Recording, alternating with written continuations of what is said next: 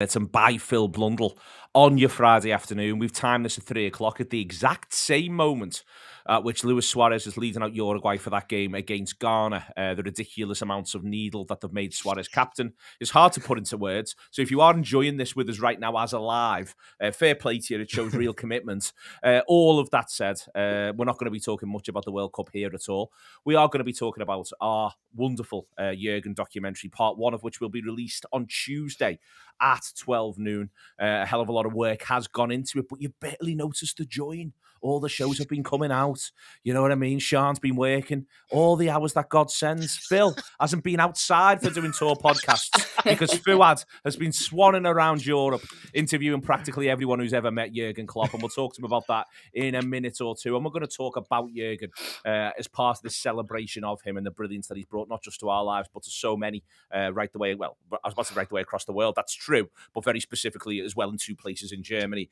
That is to come. And also coming up, the other side of the join, there will be a conversation about the ownership after some stuff was released to the Boston Globe, which is a little bit like it being released very directly, given the fact that John Henry owns the Boston Globe. And when sources say one of them could be Big J himself and the Boston Globe were also present at an event on Wednesday night with John Henry and then put this out on Thursday. I'm just saying, you know what I mean? I'm just saying I can read between the lines. I really can. So we're going to talk about what broke there in the Boston Globe and go from there. But anyway, thank you very much for joining us. And through the miracle of modern technology, we're going to play you a clip now from the JÜRGEN documentary, which we're then going to talk about. Fuad, who's the first clip? First clip is from Martin Quast, a friend of Jürgen's and a journalist based in Mainz. Marvellous. Here's Martin, and we'll disappear and then we'll be back. As he was a little child on the football on the football pitch, and he said, "No, we have a chance. It's 0-3, doesn't matter. We have a chance." I think this is born. You can't live with this if you're young and you don't have this character. That can't be true. That you get this character if you're 16 or 20. It's no possibility. This is born. We're back, and Phil, the bit of that is interesting, you know, is that idea that within JÜRGEN there is this thing that he's just sort of got, and I think it is a real sort of, you know, it was interesting. We did the Shankly on this day yesterday on tour player stuff, and there was a Shankly clip I think actually Redmen put out about where Shankly's talking about natural enthusiasm, that if you haven't got natural enthusiasm, you haven't got anything. And Shankly most definitely had natural enthusiasm. And that's one of the things that just appears to be so sort of ingrained within Klopp as well, just a natural enthusiasm and enjoyment of the challenge. You know, it's interesting they're talking about 0-3 from Martin. You know, it's the enjoyment of the challenge that I think he's always had. That's sort of a lot of his essence, Phil. Yeah, he's made reference to something similar in the past, hasn't he? That about, you know, it's all well and good claiming a wage when he's doing the, you know, winning things and that, but when it's really his job and what he's here to do, it's sort of when their back's against the wall and he's got to get Liverpool out of a hole. You know, you think of possibly this season, you think of so that period, sort of the start of the 2021. When, you know, things were really problem, and that's when a manager really earns his money, and it shows how good he is. So it's not a surprise to me that he's that way inclined to sort of think about, hang on, this is a real thing for me to get involved in. I can do this. It's about backing yourself as well, isn't it? You know, you're 3-0 down, and by the sounds of that, it was when he was very young, and you're 3-0 down when you're very young. If you don't have the enthusiasm to get back in, you just walk away. Because if things aren't going your way and you're 10 and you can do something else, I don't know how old he was exactly. I can't remember if he said, walk away. And that's not what he's there for. You turn over the game of Hungry Hippos, Phil. You just lash it. That's what I'd do. That's exactly what you do. Yeah, exactly. Why wouldn't you? It is within that charm, you know. I think it's interesting that they actually say 3-0 because it made me obviously immediately think of Barcelona.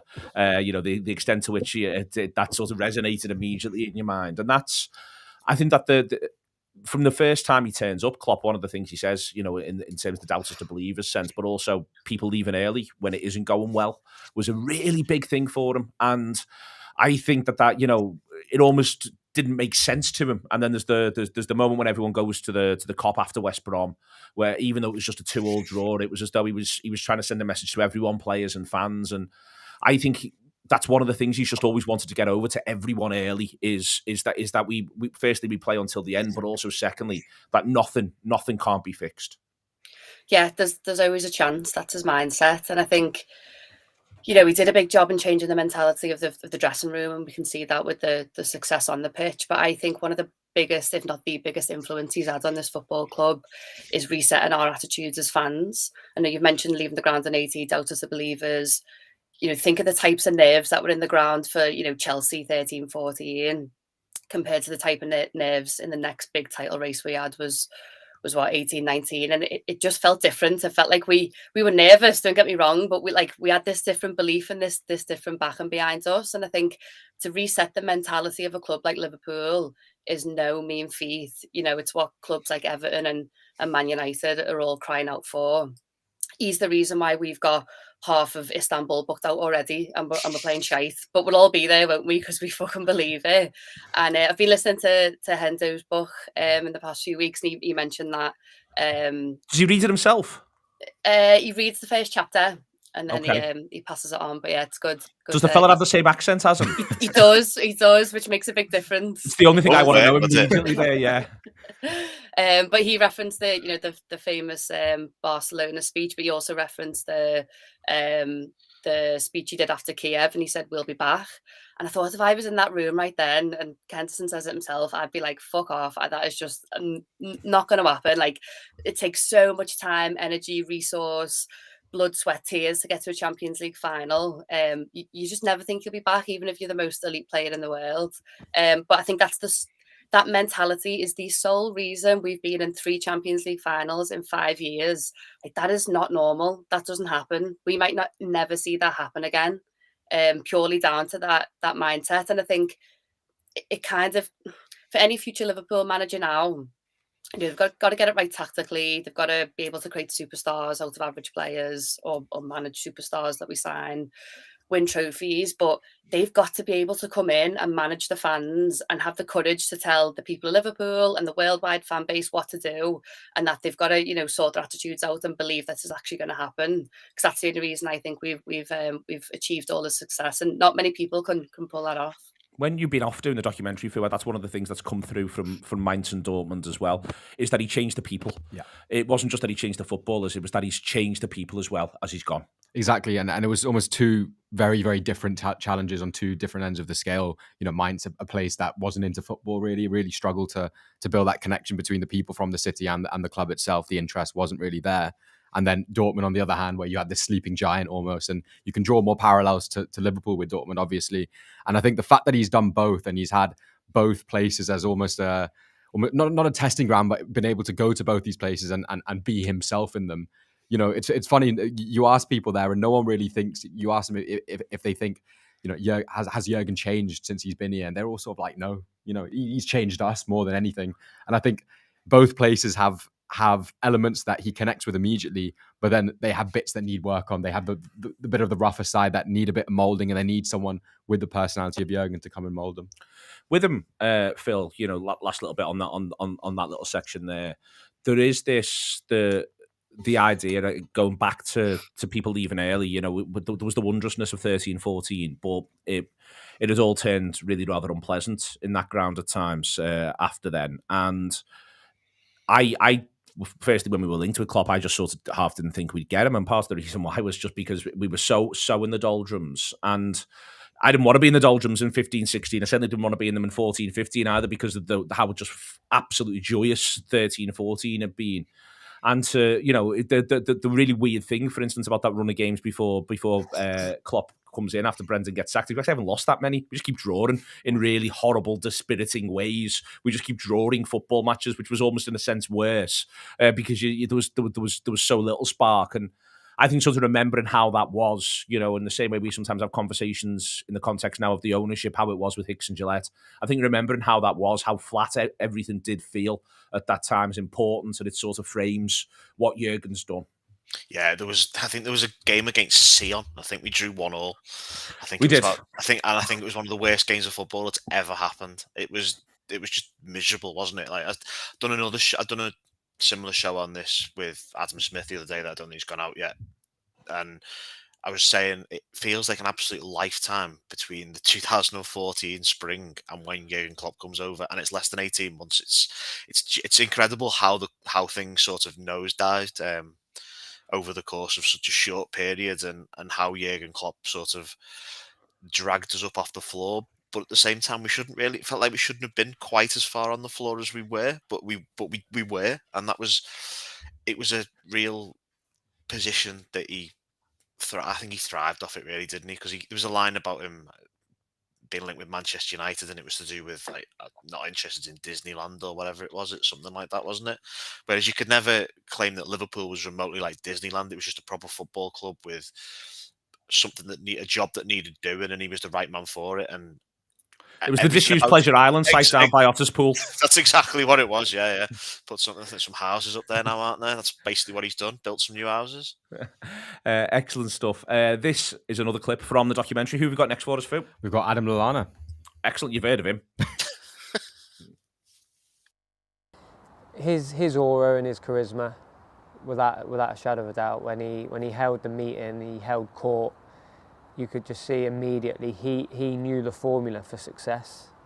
So when he said what to do, you did it. Well, I did it anyway. I just listened, almost like one of them jaw-dropping moments where you're just there listening to someone talk and do whatever they tell you to do. Adam there, thank you very much to him. Really core contributor to the documentary. You'll be seeing a lot of them across the episodes. I say the first one is out on the 6th of December, Tuesday the 6th of December.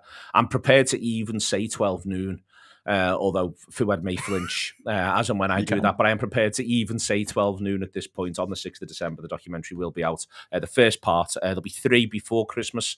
The ones that follow should be out on Monday the 12th and Monday the 19th. Excellent contribution there in the comments about skipping school. I like the way he hasn't put his name on it just in case school. Yeah, just in case. Just in case even now that they could find out that he used to go to Pleasure Island when he was meant to have been in school.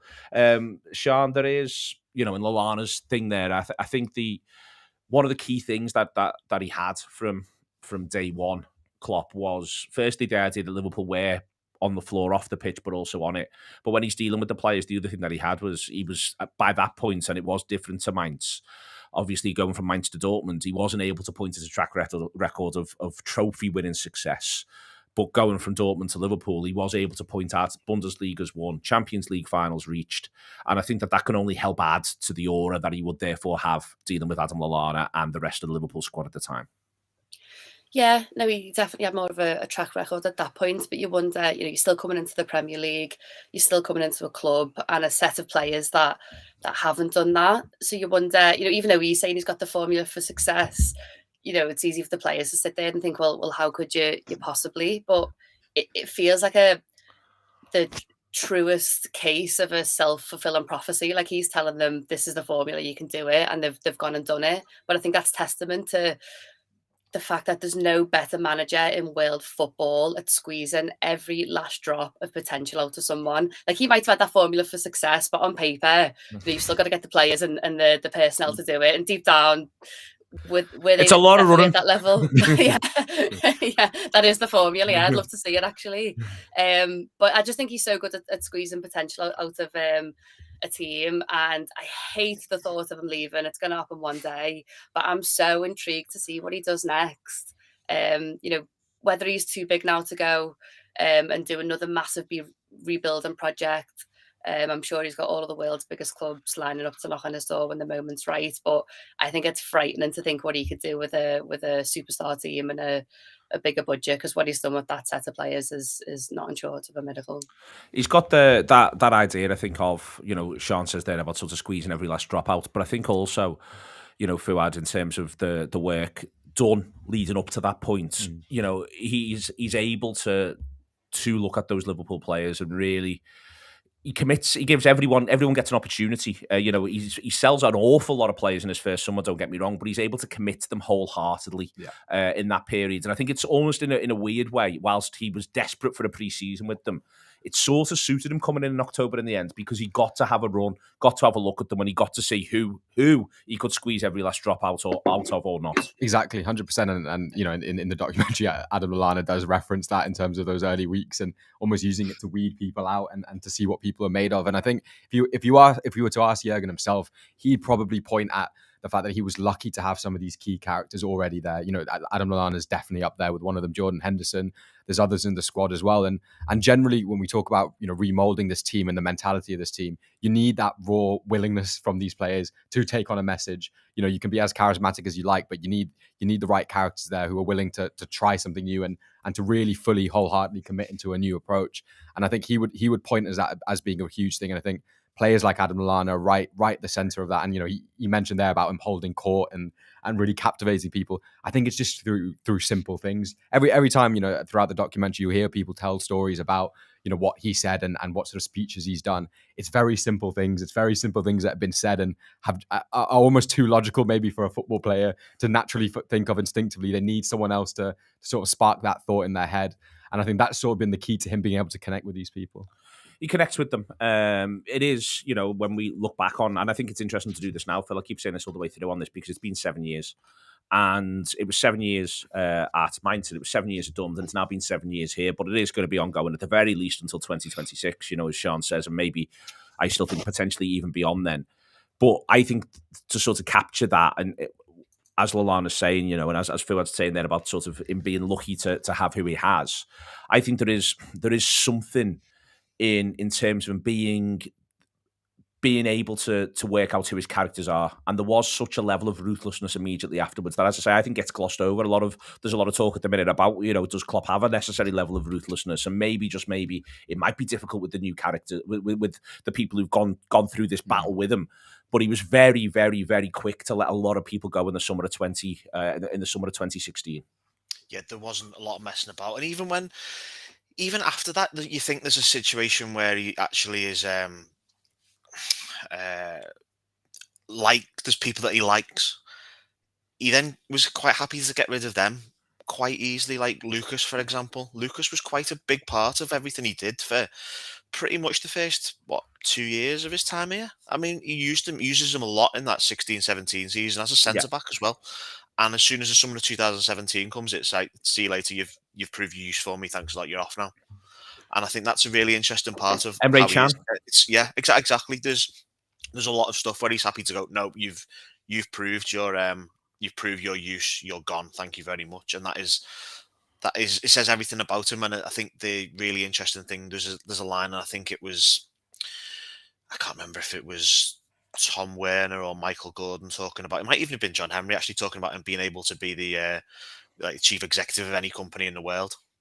And it's that kind of thing that feeds into that, the way you can sort of be caring and considerate of people, but when they've served their purpose, just nicely get them out the door, really, which is quite a skill to have. That I don't know whether you've talked to Lucas or him, for example, but if you talk to Lucas, I get the feeling Lucas would go, oh, he's brilliant, I love him, he's fantastic. and he got rid of him and sent him to another country for 5 years. I mean, Lucas did have the agency to leave that country occasionally, Phil. Yeah, that is true. And it is Italy, so, you know. And it is Italy, yeah. It was Rome as well, more importantly. It was quite a nice place. He was going to get a good tea, which is an important marker for these things as he goes all the way through. All right, then, that is coming out. I'll say it again, it's coming out on Tuesday. It's been a really big production for us. We're really proud of it. We think it's all excellent. When I say I think it's all excellent, Fuad still hasn't finished episode 2 with Jordan. Don't tell them, Neil. And episode 3 feels like a distant dream, but it will be out on Monday, the 19th of December. Episode 2 will be out on the 12th of December, all things being equal. But the first episode should be out for free on YouTube. Is out on Tuesday the 6th, and hopefully at 12 noon. Coming up now on TAW Live, if you're listening to it as a podcast, Josh Sexton went to the foundation to check out their annual report and find out what they're up to. And in there as well, John Gibbons spoke to Mark Campbell about his book Height and Titan. So you'll hear Josh first, then you'll hear Mark Campbell about his book Height and Titans. You'll then hear Mark talking to John, and then you'll be back where we're going to talk about the ownership with Sian, with Phil, and with Fuad. So we'll be back in a few minutes. Excellent stuff. Thank you very much indeed to Andy. We've done a lot of work this week in and out with the Cash for Kids work that Radio City get involved in. We've been to the warehouse and we went to an event at the club this morning. The club did an excellent job of hosting the Radio City breakfast show and Cash for Kids in there as well for their Mission Christmas. If it's something that you'd be interested in being involved, donating to or something like that, if you go to radiocity.co.uk/mission, and there you will be able to donate or find out where you can donate if you want to give toys over for the Mission Christmas push that they do every single year. It is absolutely brilliant work, and I say it again, Liverpool Club Shop today were phenomenal in terms of hosting them all the way down in Anfield, and they asked me to judge a baking competition, which was, I didn't know I was the man for that job, and yes, I'm now wondering about whether or not I can find more baking competitions to judge. I am available for hire. I feel you did a good job. I think I was with Steve from Redmen, and we both concurred on what the winner was. So we didn't have to do much consultation. We were both very clear on which one was the tastiest. It was a lemon drizzle. If you didn't have to do much consultation, it feels like you've failed, and at getting more cake.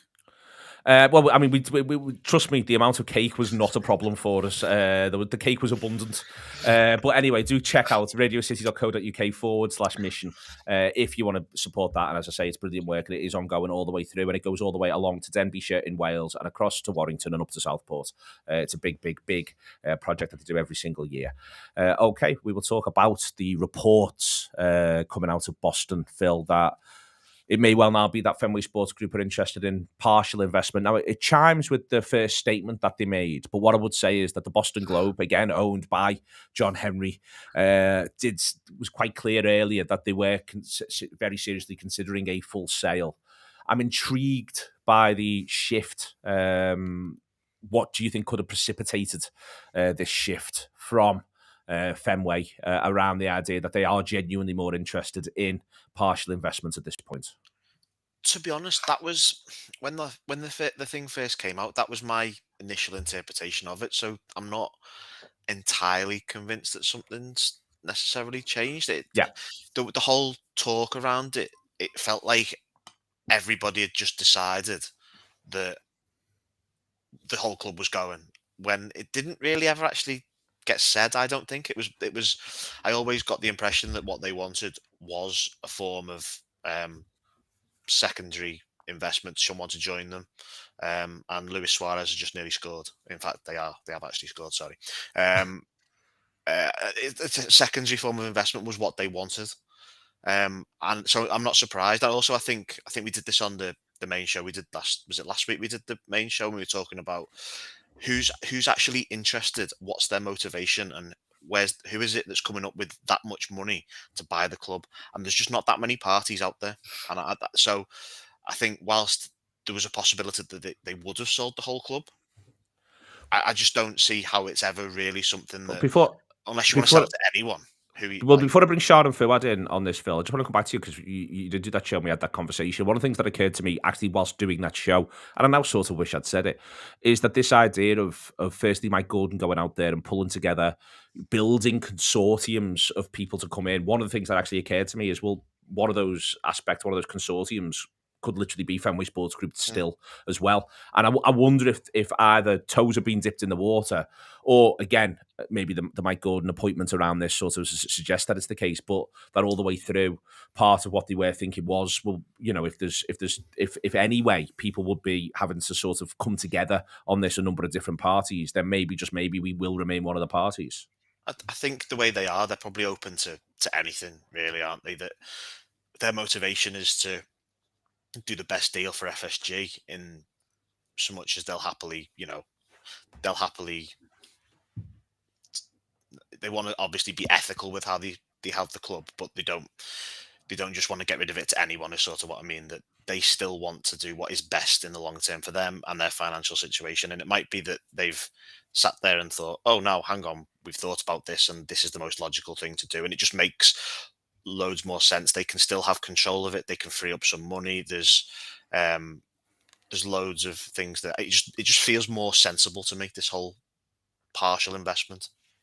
It's Sian, I think the one thing that I would offer is continuity in terms of what we've had around that. For me, the concern is uncertainty. How long will this be going on for, dragging on for? Will it impact Liverpool? Liverpool, I think, are going to try and say that it very clearly won't. And I think that is, that is a reasonable position. But I think from the FSG position, they need to be able to ensure that the club is obviously still valued as high as it is valued. So they wouldn't want to take any risks with that.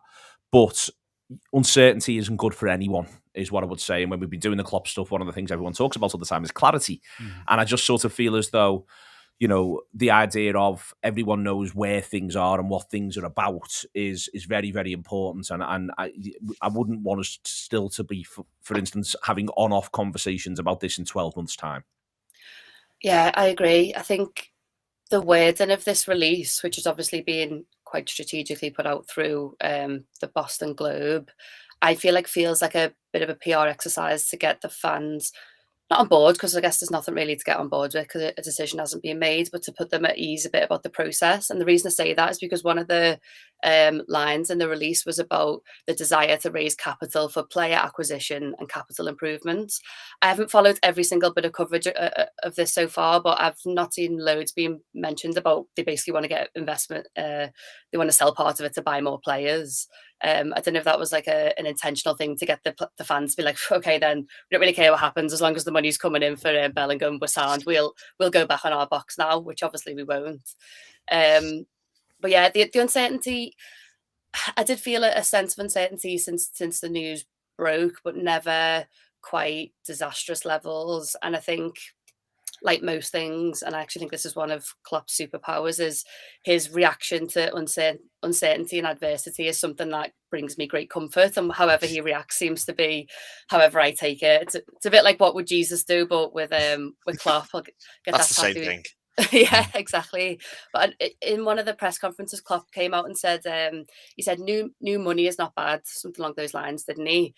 And initially I was thinking that's quite a dangerous thing to say, given the dubious sources of where this new money could come from. But I think he was really intentional with the word new money and not new owners. And it sounds like Klopp's end of the stick is that FSG has recognised he needs more money. The club's going to need more money to stay at the value and the success that it's been so far. But the soul of the club didn't feel like it was quite for sale based on Klopp's reaction. And then when I heard the news of a partial sale, I actually thought that feels like the best case scenario here. It means we can still stick with our sustainable model, which although it's got its flaws, I'm really happy that Liverpool is run in the way that it does, because I look at the likes of Barcelona, your Man United, your Juventuses, and think, thank God we've got pretty little chance of getting into that mess with our current structure, although it's not perfect. So partial sale here for me feels relatively uncertain about if this is going to happen, but if it does happen, I feel like it's, we're still sticking with that sustainable model, but it sounds like they just want to inject a little bit more risk into it through some fresh money, but it's not going to kind of completely rip up the blueprint of the club. The risk for me, Fuad, is failure to act in a couple of different ways. Liverpool need to, from FSG's point of view, need to ensure that they remain playing Champions League football. For instance, Arsenal have published their results today, and I know people won't have had time to go through them, but it's interesting to me that the sustained losses and they cite the lack of European football around the impact that's had on revenue. Liverpool need to have Champions League football. The Champions League places are likely to change in the very, very near future, but still, they do need to make sure that they're in there. So therefore, Liverpool need to ensure that they're competitive at the very top end of the Premier League table. And the thing I'd always say is, if you're trying to come fourth in this league, you may as well just try and come first. Exactly, 100%. And I think they know themselves all the work that they've done over the 5-6 years to build this sort of consistent machine in terms of qualifying for the Champions League, in terms of closing that gap between Liverpool and Man United and the other clubs who were making a lot more money than we were at one point. All that work would be undone if they don't act in the right time. And I think timing is really key at the moment, isn't it? With the way things are moving, with the way that things are changing. But I think at the core of that, we always talk about them football-wise making very logical decisions in terms of transfers and having a very clear strategy and a united strategy when it comes to, if we want this player, we will go and get him, whatever the cost. And obviously now what they probably realize is, that line in terms of whatever it costs is going up and up and up. And the thing that needs to stay central throughout all of this, and I think the thing that worries me a little bit, and I'm not sure how closely linked they are, is personnel changes and people leaving and things moving around. I think that for especially for this manager is really key to keep those really strong working relationships. It's something that he's had at all the clubs he's been at. and it's something that's really important to ensure that that everyone is pulling in the same direction, and that mistakes aren't being made as frequently as they could be. Okay, there'll be more on this as it develops across the next few weeks. Excellent stuff from Phil, with whom I'm playing badminton later on this evening. So it's lovely to see him in a distanced way. I had an accidental pint on my dinner, Phil. So I've got mild badminton-based concerns around that. With Sian, who I suspect is really rather good at badminton, but I've got no. That's just an instinct. I could be wrong. And with Fuad, who I think we'd all batter. I haven't left the room for a while, Neil. Yeah, he hasn't left an edit tweet for ages. He can barely lift his arms, other than to click a mouse. His legs don't work anymore. Got a stair lift down the stairs. I can't do ping pong. Ping pong's my limit. It's as much as he can manage. But it's been a pleasure. Produced by Andy Heaton. Thank you very much to Josh, to the foundation, to Mark, and to John for their chat about Height and Titans as well. It's been TAW Live this week. I hope you've enjoyed it. Keep your eyes peeled for next Tuesday. There'll be an Anfield Wrap on Monday as well. And obviously, you can download the app and you can subscribe to everything we do. But we're